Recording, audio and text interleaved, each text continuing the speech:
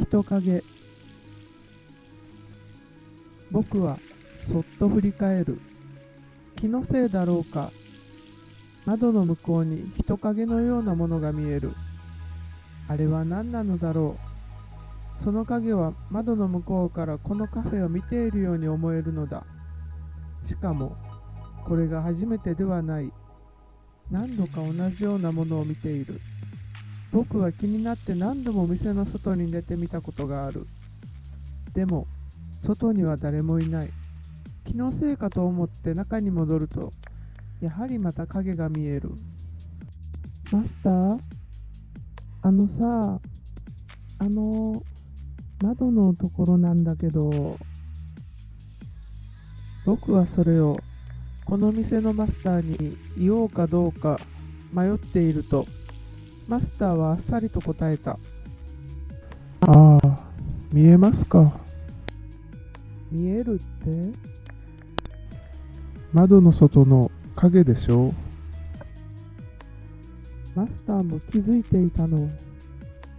気にしなくても大丈夫ですよ。大丈夫って。そう言ってマスターは微笑んだ。ちょっと変わって見えるという代物ではないとは思うが。おいおいおい、大丈夫じゃないだろう。あれ、人じゃないよね。さあ、どうでしょうね。覗いてる？誰か気になる人でもいるのでしょうかね。僕は背筋にスーッと寒い風が吹き抜けるように感じた。僕は昔、女性の飛び降り死体を目撃したことがある。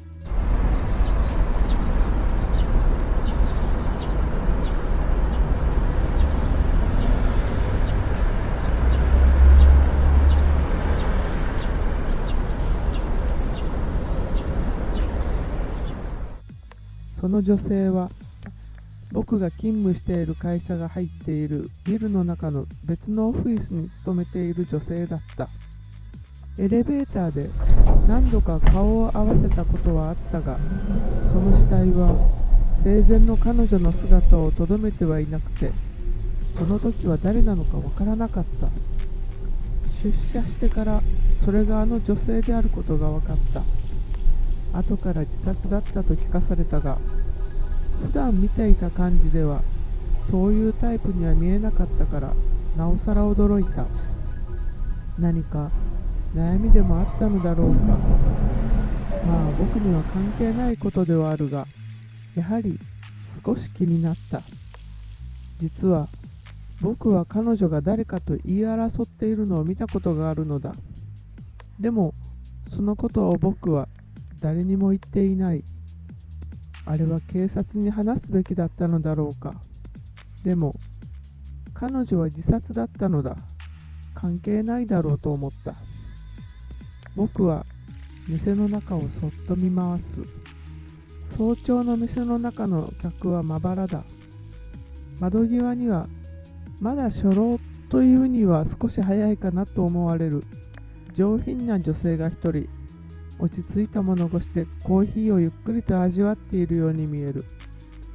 ジョギングかなんかの途中だろうか、それとも散歩の途中に寄ったという感じにも見える。カウンターには僕とそう年の変わらなさそうな男性が一人。こちらは仕事帰りだろうか。少し疲れた感じに見える。マスターと何やら喋っているがよく聞こえない。マスターは時折意味ありげな目をしてその男性を見ている。何かあるのだろうか。あと店内の中央のテーブルに若い女性が一人。大学生か OL だろうか。なんとなく楽しそうな雰囲気だ。良いことでもあったのだろうか。そうして入り口付近のテーブルに会社員らしい少し年配の男性が一人。仕事に行く前のモーニングだろうか。ということは家で食べていないのだ。奥さんと喧嘩して作ってもらえなかった。もしくはやもめ暮らし。いや、独身主義なのかもしれない。などと想像を巡らす。という僕は大学で心理学を学んでいた。だからつい人間観察をしてしまうのかもしれない。でも会社は全く心理学とは関係のない会社に就職したのであるが、今日は先日の休日出勤の振り替えで近所にあるこのカフェのモーニングをいただきに来た。でもあの窓の影は本当に気になる。何度目を凝らしても人影にしか見えない。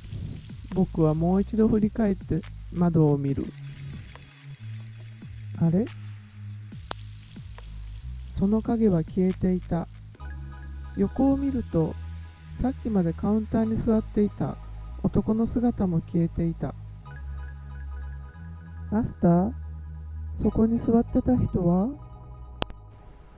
お帰りになられました。そう。もしや、ついていった？まさかね。あの人、確か警備員とか言ってたよね。ええ、そうらしいですね。